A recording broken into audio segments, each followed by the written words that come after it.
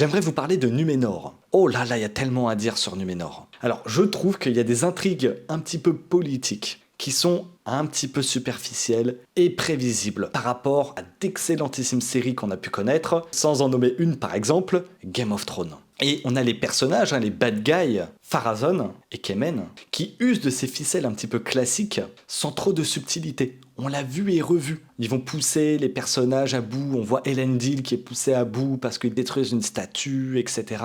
C'est des trucs qu'on a tellement vus et qui, je trouve, sont beaucoup plus subtils dans Game of Thrones. Et c'est dommage parce que en réalité, on a quand même une intrigue qui dure depuis la saison 1 et je pense qu'on aurait pu faire un arc un peu plus subtil à ce niveau-là. Par-dessus, ça va s'additionner au choix, par exemple, de certaines armures qui sont, je trouve, un petit peu mal conçues par rapport à la puissance que dégageait Numénor à cette époque. Vous voyez, on a certaines armures là où on voit un petit peu style un petit peu romaine, vous savez, un petit peu César, Julius César et tout. Mais là, on voit que les pectoraux, c'est des pectoraux qui tombent un peu. Limite, ça manque de muscles. Vous voyez, qu'est-ce que c'est que ce bazar? Nous, on veut des armures qui inspirent le respect, qui imposent une musculature, vous voyez.